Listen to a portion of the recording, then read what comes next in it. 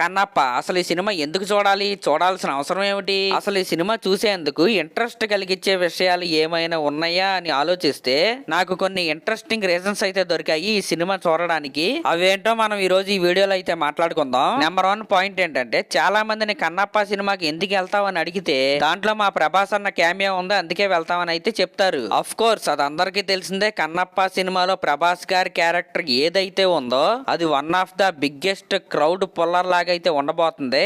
కానీ ఈ సినిమా చూడడానికి అంతకంటే పెద్ద రీజన్ ఒకటైతే ఉంది. అదేంటంటే కన్నప్ప క్యారెక్టర్. అసలు కన్నప్ప క్యారెక్టర్ ఎంత వైల్డ్ గా ఉంటుందో, శివుడి పైన ఆయన భక్తి కూడా అంతే ప్యూరిటీగా అయితే ఉంటది. అసలు నిజంగా లిటరల్ గా చెప్పాలంటే కన్నప్ప స్టోరీ వింటే గూస్ బంప్స్ వస్తాయి. యాక్చువల్ గా కన్నప్ప అసలు పేరు ఏంటంటే తిన్నాడు. ఆయన ఆంధ్రప్రదేశ్ లోని శ్రీకాళహస్తి దగ్గరలో ఉన్న అడవిలో అయితే పుడతాడు. సరిగ్గా చెప్పాలంటే ఉడుపురా అనే ప్లేస్ లో చెంచు అనే ట్రైబ్ లో ఆయన అయితే పుడతాడు. ఇంకా వాళ్ళ జీవనాధారమే వేట. తిన్నాడు చిన్నప్పటి నుంచే కొన్ని కారణాల వల్ల దేవుణ్ణి అయితే నమ్మడు. కానీ ఒక రోజు వేటకి వెళ్ళినప్పుడు ఒక వాయులింగం అయితే ఆయనకైతే కనపడిద్ది. ఆ వాయులింగం కనపడిన తర్వాత కొన్ని సంఘటనలు అయితే జరుగుతాయి. అవి జరిగిన తర్వాత తిన్నాడు అప్పటి నుంచి శివుడిని చాలా భక్తితో పూజిస్తా ఉంటాడు. అయితే మనం పూజించేటప్పుడు దేవుడికి ప్రసాదం అయితే పెడతాం కదా. తిన్నాడు ఏం పెట్టేవాడంటే తను వేటకు వెళ్ళినప్పుడు మాంసం అయితే వచ్చేది కదా, ఆ మాంసాన్ని ఆ శివలింగానికి నైవేద్యం లాగైతే పెట్టేవాడు. ఇంకా వాయులింగానికి అభిషేకం ఎలా చేసేవాడంటే, మనం నోటిలో పుక్కిళ్ళు పడతాం కదా, అదే విధంగా పుక్కిళ్ళు అయితే పట్టి ఆ వాటర్ ని ఆ లింగం పైన అయితే పోసేవాడు. ఈ విధంగా చాలా ప్యూర్ హార్ట్ తో, చాలా ఇన్నోసెన్స్ తో ఆయన అయితే శివుడిని అయితే పూజిస్తా ఉండేవాడు. ఆ శివ భగవానుడు కూడా తిన్నడు చూపించే అమాయకపు భక్తిని అయితే ఆస్వాదించేవారు. ఒక రోజు ఏం జరిగిద్దంటే, తిన్నడు భక్తికి ఒక ప్రశ్న అయితే ఎదురైద్ది. అదేంటంటే, ఆ వాయులింగం యొక్క ఒక కంటిలో నుండి రక్తం దారలై కారుతా ఉంటది. అది చూసిన తిన్నడు ఏ మాత్రం ఆలోచించకుండా తన ఒక కంటినైతే తీసి ఆ వాయులింగానికి అయితే పెడతాడు. అలా పెట్టగానే ఆ కంటిలో నుండి రక్తం కారటం అయితే ఆగిద్ది. కానీ ఇంకొక కంటి నుండి రక్తం రావటం అయితే మొదలైద్ది. అప్పుడు తిన్నడు ఏం చేస్తాడంటే, తన ఇంకొక కన్నును కూడా తీసి ఆ లింగానికి పెట్టడానికి అయితే రెడీ అవుతాడు.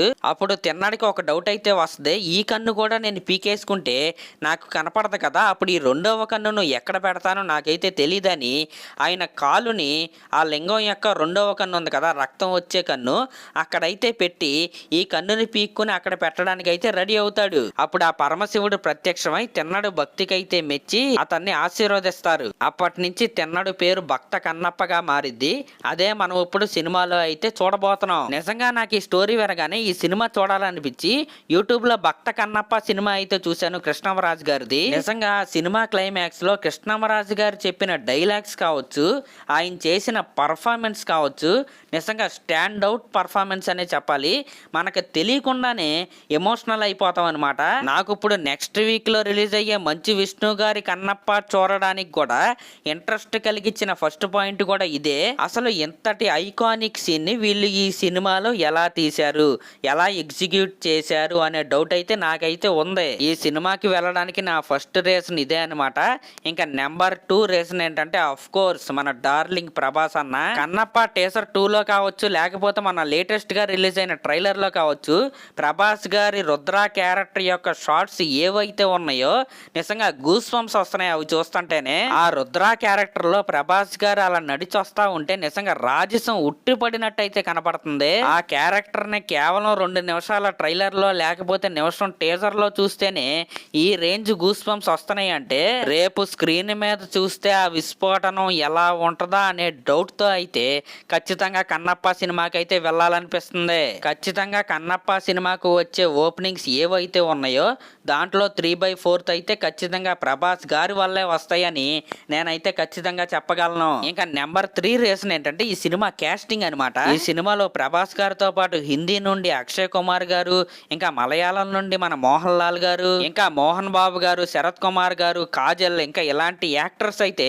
ఈ సినిమాలో అయితే ఉన్నారు. అసలు వీళ్ళందరినీ సినిమాలో ఎలా హ్యాండిల్ చేశారు, వాళ్ళ క్యారెక్టర్స్ ఎలా ఉండబోతున్నాయి అనేది ఈ సినిమా చూడడానికి మరొక ఇంట్రెస్టింగ్ పాయింట్ అనమాట. ఇంకా నెంబర్ 4 పాయింట్ ఏంటంటే, ఈ సినిమా స్టోరీని రాసింది మంచు విష్ణు గారే అని ఒక ఇంటర్వ్యూలో ఆయన అయితే చెప్పాడు. ఆయన ఈ సినిమా స్టోరీని ఎలా రాశాడు, ఉన్నది ఉన్నట్టే రాశాడా లేకపోతే ఏమైనా కల్పిత గాథలు ఏమైనా రాశాడా అని తెలుసుకోవడానికి అయితే ఈ సినిమాని ఖచ్చితంగా చూడాలి. ఇంకా 5th రీజన్ ఏంటంటే, ఈ సినిమా షూటింగ్ మొత్తం కూడా న్యూజిలాండ్ అడవుల్లో అయితే వీళ్ళైతే తీశారు. అఫ్ కోర్స్ మనకు మనకు ఆ లొకేషన్లో పార్కుల్లా కనిపించవచ్చేమో కానీ అక్కడ వెదర్ కండిషన్స్ అలాగే ఉంటాయి అనమాట. కాబట్టి మనకు అలాగైతే కనపడుతున్నాయి. టోటల్ క్యాస్ట్ అండ్ క్రూన్ అయితే న్యూజిలాండ్ కి అయితే తీసుకెళ్లి వీళ్ళైతే ఈ షూటింగ్ అయితే చేశారు. మరి ఆ న్యూజిలాండ్ ఎన్విరాన్మెంట్ అనేది రేపు బిగ్ స్క్రీన్ లో సినిమా చూస్తున్నప్పుడు సినిమాకి ప్లస్ అయిద్దా లేకపోతే మైనస్ అయిద్దా అనేది రేపు మనం సినిమా రిలీజ్ అయ్యాక అయితే చూడాలి. ఇంక ఈ 5 పాయింట్స్ తర్వాత 6th పాయింట్ విన్న తర్వాత మీకు కామెడీగా అనిపించొచ్చేమో గానీ ఈయన క్యారెక్టర్ గురించి అయితే నేనైతే బాగా వెయిట్ చేస్తున్నా. ఆయనే మన బిగ్ బాస్ విన్నర్, అలాగే యాటిట్యూడ్ చింటూగా పిలువబడే కౌశల్ అనమాట. మరి కౌశల్ ఆర్మీ ఎక్కడ ఉందో తెలియదు కానీ ఆర్మీ మెంబర్స్ ఎవరైనా ఉంటే ఒక లైక్ అయితే వేసుకోండి. మరి అదనమాట మ్యాటర్. ఈ పాయింట్స్ లో మీకు ఎక్సైటింగ్ గా అనిపించిన పాయింట్ ఏంటో కింద కామెంట్ అయితే చేయండి. ఇంకా అలాగే మీకు అనిపించిన పాయింట్ కూడా కింద కామెంట్ అయితే చేయండి. అలాగే మన ఛానల్ కనుక ఫస్ట్ టైం చూస్తున్నట్టయితే ఖచ్చితంగా సబ్స్క్రైబ్ చేసుకోండి. Thank you.